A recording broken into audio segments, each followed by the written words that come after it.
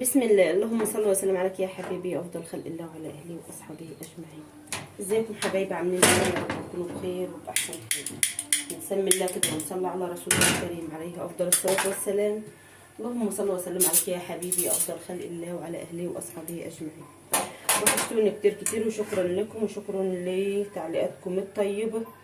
وكمان اهلا وسهلا باخواتي الجداد اللي دخلوا معايا في القناه، منورني ومشرفني. يا رب يدوم التواصل ما بيننا بكل خير، امين يا رب العالمين. رايحه اعمل فطار ايه يا اولاد؟ رايحه اعمل فطار كده. ده معايا هنا سمنه بلدي او اي نوع سمنه بقى انت حباه. تمام.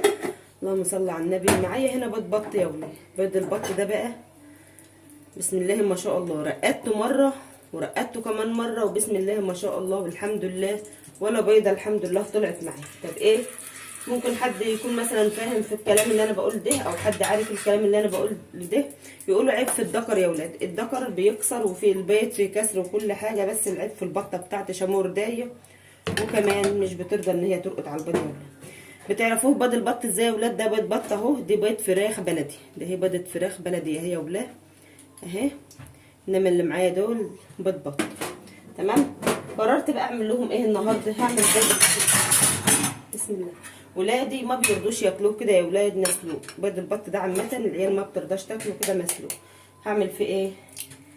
هعمله كده قبل ما هم يجوا كمان من بره،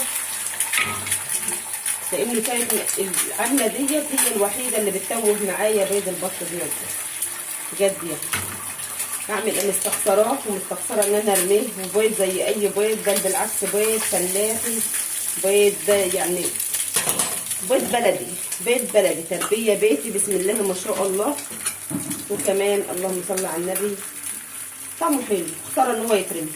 معايا هنا دي توابل اهي، ومعايا هنا طبق بطاطس محمره. اللي انا بعمله ده ايه يا ولاد؟ اللي انا بعمله ده فطار قبل ما نطلع شغلنا بقى، وقبل ما نشوف مصالحنا.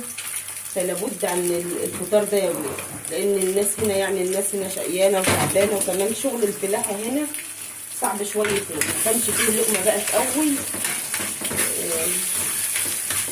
الناس ما تقدرش تشتغل. تمام. الناس الفلاحين اللي زي حالاتي كده فاهمين يعني ايه معنى الكلمه دي يا ولاد. بنبقى نقوم نفطر بالقشطه بالجبنه القريش بسم الله ما شاء الله. الفطار التقيل ده يا ام فرح، الفطار التقيل ده يا ولاد مش هضحك عليكم، او ان انا مثلا هتفزلك عليكم بقى بسكوته وكوبايه شاي، لا. الناس اللي بتقوم تشتغل دي بتقوم تفطر يا ولاد. معايا هنا فطار ايه؟ اللهم صل على النبي. معايا هنا هحطه على الصينيه برده وهوريهولكم يا ولاد اهو. بسم الله ما شاء الله طعمه وريحته حكايه اهو. لكن لو سلقته هو طبيعي كبير بيبقى مقارب بيض الوزه كده. لو اللي عارف الوزه عارفها حطوه في التعليقات، يعني ايه عارفين الوزه او مش عارفينها. الوزه اللي بتبقى كبيره شويتين دول بيبقى ايه مقاربها. بيض البط ده بيبقى مقارب بيض الوزه يا ولاد. اللهم صل على النبي. معايا هنا فطار ايه بقى؟ او الفطار بتاعنا هو مش رز ولا طبخ يا ولاد. بسم الله الرحمن الرحيم. واوقات برضو بيبقى اوقات يعني اوقات تمام بيبقى باقي بواقي اكل في البيت، ده بنسخنه وبنحطه على الفطار عادي ما فيش مشكله برضو. معايا هنا البطاطس والخيار، وكمان البيض اللي عملته معاكم، وده فول حراتي اهو اهو بسم الله ما شاء الله. ومعايا هنا خس وجرجير بسم الله ما شاء الله اهو. ومعايا هنا اللهم صل على النبي ده جبنه بتاعه البقاله، الجبنه اللي هي القديمه يا ولاد، اللي هي زميله الجبنه الصفراء، دي الجبنه القديمه اهي، دي مش جبنه قريش. تمام. بما ان فيه فول بقى وفيه خضار بيبقى فيه الجبنه دي. تمام. ومعايا هنا الحاجه الاساسيه بقى والرئيسيه هنا معانا اللي هي العيش.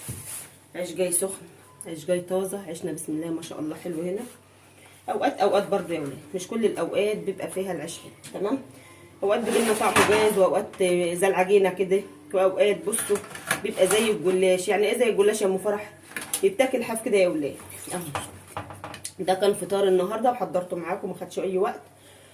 ولو تكرمتم خدوا بالكم مني شويه يا ولاد من المشاهدات. ربنا يرزقنا يا رب بالحلال الطيب ويجعلها استفتاحة خير. النهارده الخميس، يا رب جعلنا من عبادك الصالحين. امين يا رب العالمين. واهدينا واهدي عيالنا لنا، امين يا رب العالمين. واهدي لنا جميع احوالنا، وارزقنا بالحلال الطيب والرزق الطيب والحلال. اللهم اعنا على ذكرك وشكرك وحسن عبادتك، امين يا رب العالمين. الفل الاخضر اهو. اترككم بقى يا اولاد في رعايه الله وامنه، والسلام عليكم ورحمه الله وبركاته.